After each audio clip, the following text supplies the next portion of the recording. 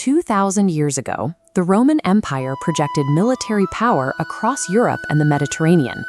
Their highly disciplined, armored legions brought vast territories to heal. But at the exact same moment in history, a superpower dominated the Eastern world that mirrored Rome's scale. The Han Dynasty controlled roughly the same landmass and population, maintaining a military machine capable of mobilizing hundreds of thousands of soldiers. This Eastern empire was born from the collapse of the Qin dynasty.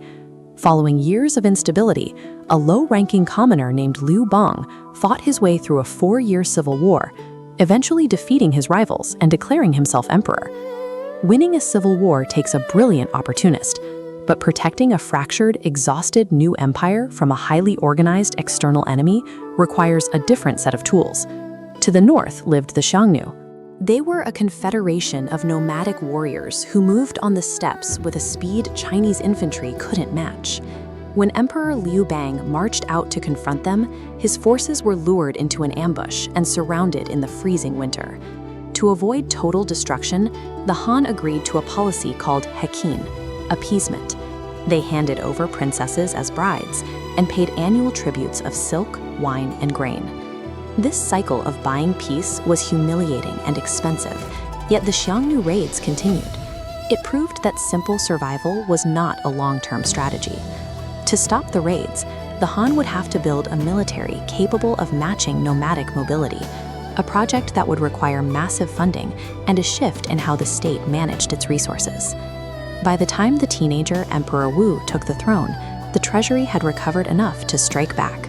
He abandoned the appeasement treaties and launched massive cavalry offensives, sending soldiers deep into the freezing Gobi Desert to break the Xiongnu Confederation.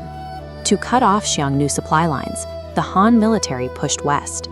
On this map, borders expand outward, securing the Hexi Corridor and Tarim Basin. These outposts bridged the gap between worlds, transforming military roads into a secure highway stretching to the Mediterranean Sea. What began as a military supply line became the Silk Road. An immense volume of trade began flowing in both directions. Spices, glass, and horses entered China, while Chinese silk and the technology to make paper traveled west, creating a cosmopolitan society. The empire appeared invincible from the outside, but this external glory masked an institutional rot that was quietly hollowing out the government from within. Far from the dusty frontiers, the real battles were fought inside the isolated inner sanctum of the imperial palace. The Han system relied heavily on capable adult rulers. Instead, a cycle developed where emperors frequently died young, leaving the throne to vulnerable infants who were unable to govern. This power vacuum attracted the empress dowagers, the widowed mothers of the child emperors. They routinely installed their own male relatives as regents, turning the imperial court into a private family business. Their main rivals were the palace eunuchs. Allowed to live inside the emperor's private quarters, they controlled exactly who the child emperor saw and what he heard. They used this intimate proximity to the throne to bypass the traditional bureaucracy. The imperial court became a slaughterhouse. Factions poisoned children to control the succession, executed protesting scholars, and sold political offices to the highest bidder. A superpower rarely falls because a foreign army breaches its walls. It falls when unchecked greed cannibalizes its own administrative core, leaving the state unable to respond to a crisis.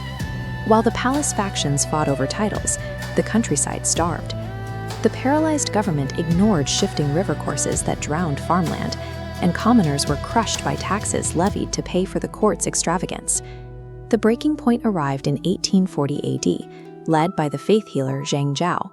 His movement, the Way of Great Peace, mobilized the rural poor across 8 provinces to take up arms against the failing government. Hundreds of thousands of rebels tied yellow cloth around their heads and attacked government offices across the country simultaneously. The hollowed-out central government had no functional army left to deploy, forcing them to ask regional warlords to raise private militias to save the capital. The warlords successfully crushed the uprising, but the damage was done. By authorizing regional governors to build and command their own armies, the Han court surrendered the state's monopoly on military power.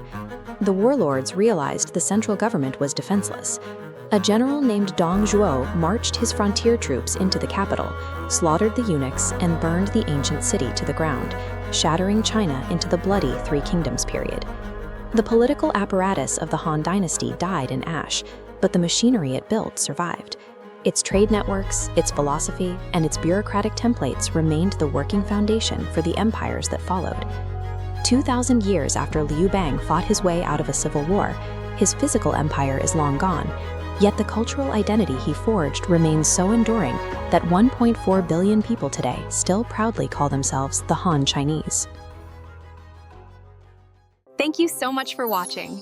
If you enjoyed this video, please consider subscribing to NovaMind for more inspiring thoughts and ideas.